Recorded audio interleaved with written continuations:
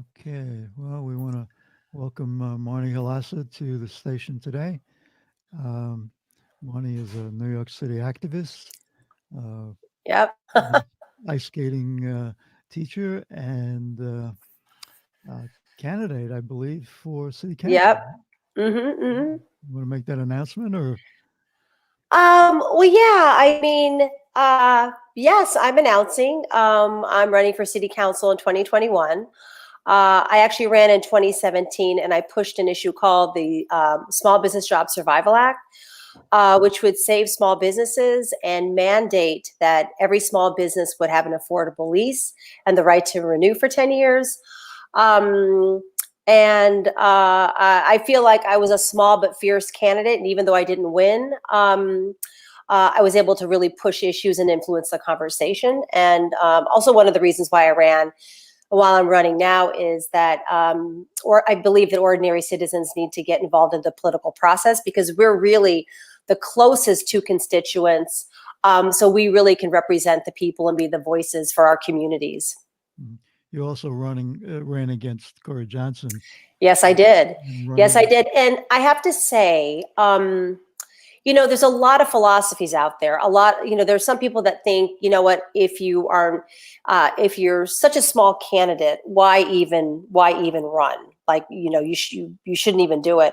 But I really disagree, and I feel like the fact that I ran and also I looked up all of his individual donors, and what we found is that out of 500,000 in campaign contributions, as of September 2017, that 68%, nearly 70% were from real estate and Wall Street. And so I think that was one of the, I definitely, it was a factor in his decision to not take real estate money anymore, which he announced last year. So, that's a real example of somebody like really a small candidate, how you can really have an influence. Yeah. So we were really proud of that. It's difficult running against an incumbent It because really is. it's not just the money, but it's the power and it's the Yeah. little things that they can do that the average citizen can't do. That's correct. I mean, listen, you're running against somebody who gives to every major nonprofit that gets money from city council or any major group that is involved in this city. They get a lot of funding from city council. So you're effectively running against the guy who gives the check to the nonprofit group. And that's really hard to do. Mhm. But what I've experienced is, and I'm really a layperson, coming from this, I've experienced is that people will really, they secretly come to you and they say, you know what, I really agree with you. You're really tapping into something that a lot of us can't really talk about because we are getting funding. But you really do see that you're really advocating for the people. And that's really what elected officials should do. So if you can really push that narrative and often sometimes like shame them, you really can have an influence. So I think it's actually a really good thing to do. Yeah. Well, one of the things that I think is important for a candidate is to be someone who's already been out activating doing activism in the community, so people know that you're telling the truth and you're That's not correct, right. their And butt. also that you have a track record. I think before I was very active with Occupy Wall Street, as were you, and a lot of other activists that I know. And in that capacity, I was really involved in doing performance art and staging theatrical protests and providing the media with talking points and also kind of, if you will, like kind of like a meme, so they can photograph. And in this capacity, now what I'm finding is that I've done a lot of more collective organization of tenants and small businesses, and so it's very different. But I feel like the number one thing that one person can do is really run for office. I mean, Yeah. because you really have an instant platform, and then the incumbents and the power holders. Even if you're not really a threat, they really do see you as a threat, which I find really fascinating.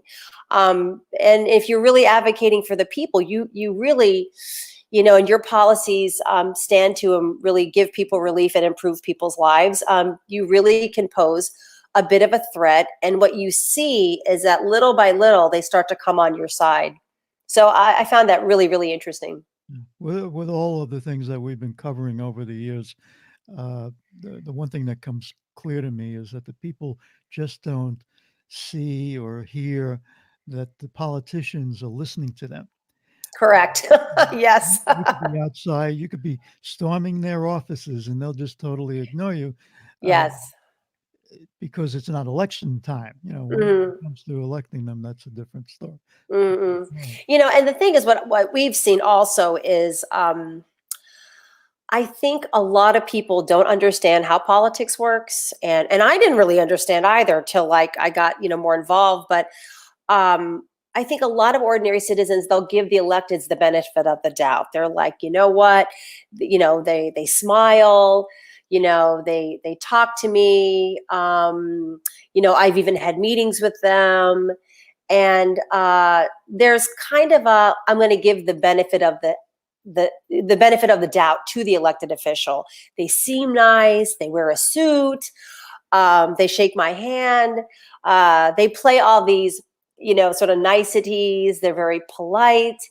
And I think kind of what I've experienced is that a lot of the elected officials, even if they're nice and they smile and they shake your hand, they're also creating really bad policies that are devastating to people. And unless you really study this and unless you are really in it, I don't think the ordinary citizen really appreciates how much damage is being done.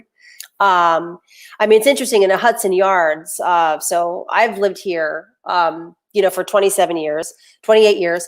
And, the construction workers are still building luxury apartments in Hudson Yards. And we've taken pictures, like right across the street, we've taken pictures of them congregating together, not practicing social distancing. In this pandemic, it's, frightening. And, uh, constructing luxury development is an essential service. It's deemed an essential service, and it should not be deemed an essential service. And I've had people contact me on Twitter that, they say, my husband's a construction worker. Why is he going to work when we're in the middle of a pandemic? And Monty Williams came out today uh, mhm. asking the mayor to change that. Right, right. Oh, that's good. That's good. So, you still see, even in a pandemic, you see luxury development still able to keep going, and we need to pressure our elected officials about it. We need to pressure them for a lot of things, but it just seems like the major thing I think people can do is really call things out, and don't be afraid to call things out. So, The one thing that's very apparent, I noticed it yesterday and this morning, how the president and the governor, to a degree, has talked about letting people free, let them go out and go back to work because they see the damage that's being done to the economy. So what right. they're doing, in essence, is balancing life against the economy. Correct. And I think it's a total mistake. Yeah, and I choose my own life. And I would have to tell everybody, you know what? Stay home. Actually, I bought, I bought online. I bought two hazmat suits, one for me, one for my husband. We have the rubber gloves. We actually found a couple masks in a on 77th Street. There's a pharmacy that was selling masks. I mean, I would really advocate everybody really take so much precautions, even if you have to go outside in a hazmat suit. But yeah, I mean, the economy over your life, I don't think so. I have a daughter that calls me every once in a while to make. I'm 70, so Mm, she makes sure that I'm staying home. of You're feeling course. good today, aren't you? Yeah. No, definitely. So everybody stay home. I mean, I'm always thinking like, you know what, if I have to live in my apartment for the next 12 to 18 months, so be it. So I have one job to do, and that is to not get sick. No, So, mhm. but it does damage your business. You do Oh, yes, it does. you do Yes, yeah, train young women to. Is it just women, or do you yeah. train young boys too? I do. I teach figure skating at Chelsea Piers, and right now the rink is closed. Um, and what's interesting is I've had a couple of the parents. The kids are now doing online school, but they still want a little bit more of a structure with exercise. So I've had a couple of the parents call me up and say, Marnie, can you teach an off ice class? So I've been doing a little bit of that, but my income has dropped dramatically. And I think what I hear also what's going on is there's a big push to freeze the rent. I mean, that's also kind of an interesting movement going on, because first it's freeze the rent, now it's cancel the rent, and now I see cancel all bills. Like, we should actually have a national holiday of nobody paying any bills because nobody has any income coming in. Yeah, there should be Um, a timeout where no it- one we suffers. yeah, exactly. So it should be, not just the moratorium on eviction where the housing courts are closed, but it also, like, all the bills should be canceled. And people are talking about like 3 months, but in 3 months, I mean, if we're still if we still have to stay home and we have no money coming in, when 3 months happens, I mean, I don't have the money to pay all the rent now either. So it's just things. I feel like, I know Senator Gianaris has put forth a bill about canceling the rent, but I feel like they have to go further. And I think just because it's a bill doesn't mean it's going to be signed into law. It's got to pass the assembly. Governor Cuomo has to sign it into law, but it really we should have a national holiday of not paying any bills, and then once our world gets put together, we have to have time to actually create the money, create the income again to start paying bills. So I feel like this national holiday might even last 6 months. So Yeah, that's true. Uh, yeah. The other thing that really is apparent uh, now is with all of the trade agreements that the federal government has come up with, like the TTP and whatever, Hmm. uh, has sent so many jobs across to different countries, Yes. but it's denying us the medicines that we need to fight the pandemic. Uh, Right. I mean, Right. it was incredible. 90% of all of the elements that go into our drugs are all made in China. Right, right. So we have no manufacturing, basically, and the little manufacturing that we have is now, hopefully outfitted to, make the ventilators and the supplies that we need. But we're at such a disadvantage. So why this all happened in the first place, of course, is the corporations want the, really low wage labor. And now in a pandemic, look where we are. We're like so unprepared. So, it's really frightening. It's really frightening what is happening. So, I mean, I just think, we really just try to save the money that we have, or the money that some people are making. And, we just spend it on food and medicine and necessities, that sort of thing. Mm, But it's a kind of a day by day thing. That's what I'm finding out. mm. But you've also suffered with things like gentrification. With your husband had a coffee shop Yes, where yes, the yeah, landlord was taking advantage of you with a crazy yes, rent increase. yes. Well, what happened with Red Eye Coffee? I mean, it's kind of complicated, but at the end of the day, our landlord went up. This is also during the lease renewal process. So this is why I was pushing the the Small Business Job Survival Act. Um, uh, our landlord during the lease renewal process went up by 20%. And then he only wanted to give us a 3-month lease, and which was crazy to have that. Um, and then also he was trying to extort us to pay $25,000 in cash. So that's another thing. So you have a lease that is so, tiny, then you have this extortion for a new lease. So it ended up being something that was ridiculous to even continue. And it was such an awful thing to go through. So I think right now we are trying to look for a new space, but even though they say that the commercial rents have gone down, it was still like super expensive, so I think a lot of business owners don't know about the SBJSA. It's something that, all businesses, you need an affordable lease. And I think in this pandemic, I mean, you hear a lot of things from Trump, and everybody's talking about saving small businesses. So, yes, if the federal government could give every small business, let's say, a 1 year, not even a loan that you have to pay back, but a 1 year grant, a grant to keep your business going and to keep, the salaries of your employees going. But then after a year or however long with this pandemic, if we could pass the Small Business Job Survival Act, so we would have an affordable lease and the right to renew for 10 years, that would be ultimately the best thing. Because even before the pandemic, small businesses were still in a crisis. Right, right. So, I mean, before the pandemic, 1,200 to 1,400 businesses were closing each month, with 8,000 jobs lost to New Yorkers. So even before that, we were still in a crisis. Now with this pandemic, it's going to make things even more horrific. But we still need, if we would have a 1 year grant that businesses would not have to pay back, and then the passage of the SBJSA, I think businesses would be in a much better shape. The one thing about all of that is the mom and pop stores are really what makes New York City what it is. Yes. And each neighborhood has a different culture, and when those stores die, where do you go to pick up those cultures that you're? No, exactly. Exactly. What happens is when those businesses die, there's not another business there to replace it.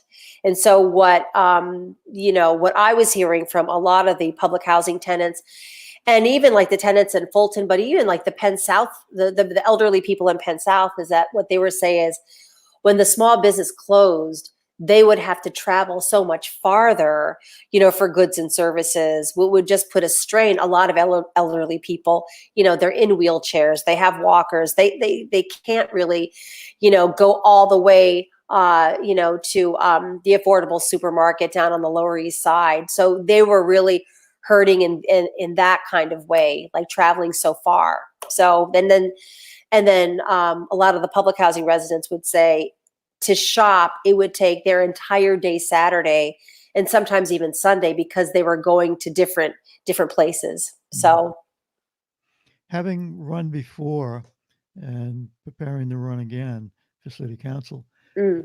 what's changed between the two elections? Well, what's the big thing is that I feel like I can identify what's going on a lot easier. I think before, if an elected official would say, "Well, I want to help I want to help this population of people," or now I'm actually, I think, a lot more savvy. I can kind of figure out, well, wait a minute, they're saying this, but what is really happening is this. And I think it's that kind of context that I didn't have so much when I first ran. Like, I think I was a little bit more naive, and I would take what an elected official would say at face value. And now I look at kind of what their action was. If they say one thing, but their actions are different, then I know they're compromised. And then if you really look at who donates, then you really see where they're pressured. I think that's the one major thing, as I just think that I'm much more savvy now. Mhm. So, and when you kind of know what's going on, I think you have a lot more confidence, so. And that's a big thing. When you start out for the first time, you're really not aware of all of the things that are out Oh there. yeah. Yeah. And then what's interesting too, what I found actually the most interesting thing is when I ran in 2017, is I would have strangers, like people would contact me, strangers out of the blue, and tell me their stories about why Corey Johnson, like, why doesn't he fix this for us, and why doesn't he do this, and why why is it that we're suffering, but this population is not? And, why doesn't he do anything for small businesses? And the businesses are closing, but what he does is he'll write a letter in support, and he'll like write a letter to the landlord, oh, please help the small business. But he won't push for the Small Business Job Survival Act, which would be a citywide mandate that every small business would have an affordable lease. Mhm. And then you would have the right to renew that affordable lease for 10 years.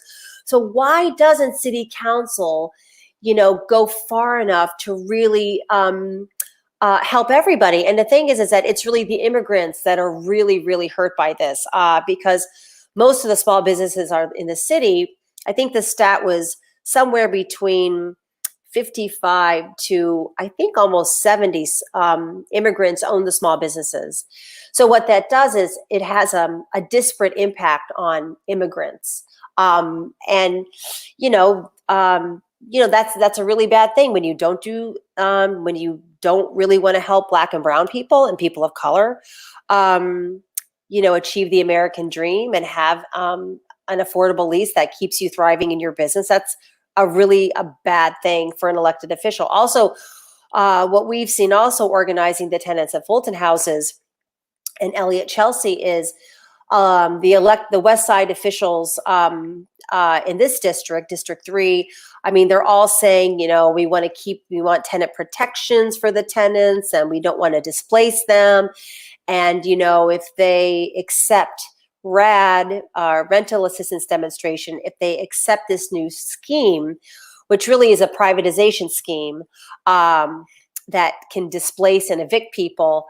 I mean, they act like they want to help the tenants, but then they don't really do anything to stop RAD and come out publicly against it. So that's what I really see, is that they say one thing where they want to help people, but then they don't do the work or the public declaration that's really required to say, I am against this, so. Yeah. But So I've seen some of the leases for those programs, and they're actually forcing the resident to accept the apartment the way it is. yes, correct. Yeah. And that's not what they want. Yeah. And the RAD system really puts them in jeopardy of being Hmm. tossed out at what's the rate? There's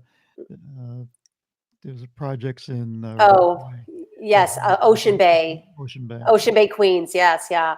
Yeah, it was something like, I think it was a 7% eviction rate. And if you compared Ocean Bay to other developments, other NYCHA developments in the city, the eviction rate was like 1.2, 1.5, or even less. So that's a huge disparity. And anytime there's a huge disparity, it usually is a privatization scheme where the landlord or the developer really wants to, is evicting people for really minor infractions like improper garbage disposal. They could evict them for loitering. If your pet's not on a leash. Yeah, I mean, there's all these really, really harsh, overly strict house rules. And if you don't follow these house rules, you can get evicted. Mhm. And of course, it's in the landlord's interest to evict people, because then they can get new people at at higher rates. So, it's in their interest to evict. Yeah. I've always wondered, I Mm. can't accept the fact that that people that live in NYCHA buildings don't unify a fight against the city. Right. There are 400,000 people living in NYCHA I apartments. know. America's 10th largest city, with 1 out of 13 New Yorkers living in NYCHA. Yeah. What bigger political clout would I anyone know. have? And I think the problem is, and what we've seen is, there's a lot of retaliation. So I know, up at Fulton Houses, their TA president, Miguel Acevedo, has actually threatened some of the tenants that we know, by just collectively organizing. Like, even if you put up flyers, I mean, we have one tenant that was putting up flyers in Fulton Houses for a Fight for NYCHA's town hall. And Miguel would go up to him, tear the flyer down, and say, if you do that, this is grounds for eviction. So I think you have you have a lot of retaliation, and people are really, really scared. And I think also, like America, we're not like France. We don't come from a history of centuries of political protest. Right. So I think that that's a kind of an issue also. But I think also, I think there is kind of some hope, though. There is a silver lining in all this. I think people, once they see you organize, and they see how it's done, I think people do come on board. I think what we see with the Fulton Houses residents is, it's a hard thing. I think people come to I think people come to they start to realize kind of that the electeds are really not on your side, and they come to realize that in their own time. And I think now what I've been seeing is that a lot of those tenants that wanted to follow along with the process now don't want to follow along with the process, because they did, and they realize that the electeds are not on their side. So now they're fired up to protest, which is a good thing. But it's hard. I think it's a process, and everybody goes through it. Yeah. So, So going into this election, what are the main, let's say, the main three reasons what you want to do uh, once you get into office? well, I think the main thing with this district, which is Chelsea, Hell's Kitchen, the Garment District, the West Side, I think the main issue to me is really land use. I mean, there's a lot of issues going on, but I think the main thing is the unaffordability of this district, and that people get displaced because the rents are so expensive. So for me, what I would like to do is, again, really push for affordable rents, affordable leases for small businesses, and also just in general, whether even people in rent stabilized apartments. I mean, people say, "Oh, I live, it's a rent stabilized. That's great," but actually, if you've been here for a long time, your rent stabilized apartment increases and it becomes unsustainable, even if you have a rent stabilized apartment. So that's what I hear from a lot of people, is that even their rent stabilized apartments are becoming too expensive for them. So they're worried about displacement. Public housing is really worried about RAD, because those are going to increase the rents. And the small businesses, I mean, this narrative that, oh, commercial rents are down. Well, if the rents have been increasing for, if the rent increases 1,000% because the landlord can do whatever they want, then coming down by 18% is still horrifically expensive. It's like the system is completely rigged against any affordability. And so I think that's one of the main things that I want to tackle. Mhm. I mean, I hear a lot of people talking about buses and the bike lanes, and and what I really see is the ability to stay in your home being the primary importance. Yeah, that's the most important thing. Right, Yeah. right. So unless you have that, you really don't have anything else. So, Yeah. So transportation is not an issue that you worry about living in New York City, as opposed to where we live in Red Hook, where mhm. there's only two buses that go through Red Hook. Yeah, I mean, the thing is, what I hear now is they're cutting service. They're cutting services. This was even before the coronavirus. Mhm. They were cutting services on the M11. I think what I hear, I mean, Chelsea is in Hell's Kitchen, District 3. We're very centrally located. So a lot of the services are here because we are so centrally located. But I hear services still are being cut in this district. And I know services elsewhere out in Queens are really being cut. So that's something that I'm concerned about, so people can actually get around. But also, like, the subway should be free. I mean, the subway should be free. I It's agree. ridiculous. So I see that. And I think people are concerned that there's so many cars and this is not a livable city, that sort of thing. But I feel like, Corey Johnson, he let all those ride sharing services, like, over 100,000 cars are on the street now. I mean, that's, maybe he needs to do a rollback of that. But I think my main issue, I think, is housing, and having stable housing in the district. Mhm. Yeah, I think that's really everybody's goal that's running. Right, right. So, Hmm. so how can people help you in your campaign? Where do they go? Oh, well, they can go to my campaign website, which is www.marniforcouncil2021.com. And they can cut my email address is Marni Halasa, MarniHalasa @gmail.com.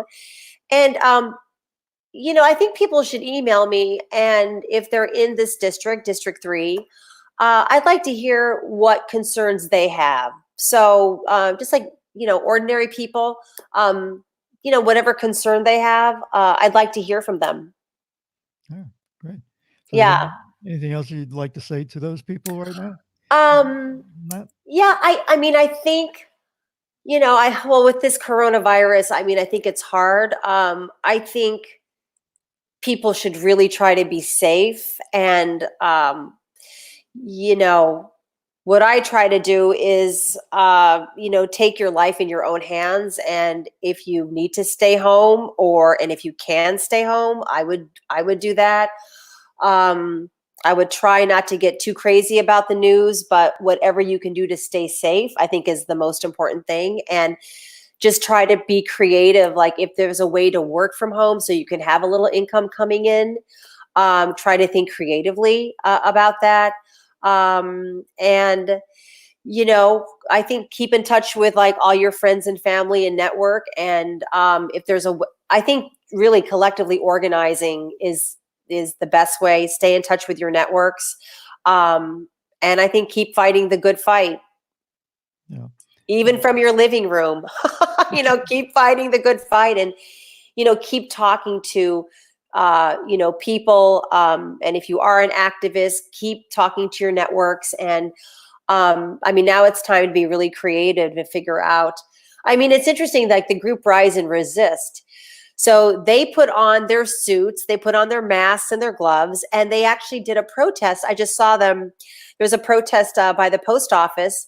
Um, they had some kind of like big, huge sign that said Trump lies and people die and Trump lies.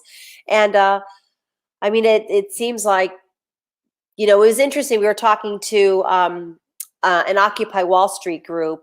We had a 2-hour um, meeting on Sunday about how can people protest in the era of this pandemic. You have to be 6 feet away. I mean, how are people going to, it seems like everybody is like, ordered to stay home. And we were trying to come up with ideas like, how do you do a digital protest? I mean, my window, I feel like I should order a banner and put a banner outside, just to get the message out. yeah. So I think it's, There are yeah, a lot of things you can do online. This is one of the things you can do, but yeah, but it's a generational thing. A lot of people my age aren't really into computers, and a lot of people watch broadcast TV. yes. They don't watch TV online. Right, right. I mean, it means, I think also, I mean, I know myself. I mean, I don't have my computer skills are not that great, but I'm starting to learn all these platforms now. I mean, and now I have the time to do it. Like before, I was running around always at work. So, Mhm. now maybe it's the time to kind of like reinvent ourselves and pick up new skills. So we are more connected with our friends, family, and networks. And then also, what we discussed in this Occupy meeting is, really reimagining like what kind of world do we want now? I mean, things are really, really changing. The fact that people are talking about, canceling rent, canceling bills so we can survive is something that I would never see in my lifetime. And now also what you see workers like delivery workers and grocery clerks. These are really low wage jobs, but now those jobs are at the top now because those are the ones that we really need to survive. Mhm. So maybe reimagining, like maybe those workers can collectively organize. I mean, it's really easy to see the situation as such a, and it is in a lot of ways. There's a lot of like doom and gloom, but at the same time, it's really a way for, I mean, I think all of us to come together and figure out, you know, what kind of world we want, where people prosper over corporations, and just keep on getting those messages out. Yeah, it's a transformational time, but Yes. that last one is the most difficult. Fighting capitalism is going to be very difficult to deal with. Right, right. But the way I look at it is, just this strategy of shaming elected officials. If you can do it on Facebook or on Twitter, or just calling them up, call their offices up. I mean, I think that those narratives are really, really important, because they have to look like they want to help people. And if they're not looking like it, and I think the public is getting really, really much more savvy about that, they're going to have to change, or they're going to be voted out of office. So in a weird way, there is some power there. Yeah, I remember as a kid growing up in Cobble Hill, Brooklyn, where our congressman would be roaming the street. You knew who they were. They'd wave to you. Uh, but that doesn't seem to be there anymore. The politicians stay in their offices, and they're hiding, we feel. They're hiding. Yes, they are. Yeah, yeah. So, But we know you'll be different. yes, yeah. Well, I'm trying. Yeah. So, Yeah. Well, with that, we appreciate you taking time to speak with us today. yes, thank you. And anytime you want to talk to me, I've got all the time in the world now. You know. I So, may take you up on that. I need some help with the station. okay, great, great. I'm here. Yeah. Well, thank you very much. All right. Thanks a lot. Thanks a Yeah. lot. Okay. Talk Bye-bye. later. Bye bye.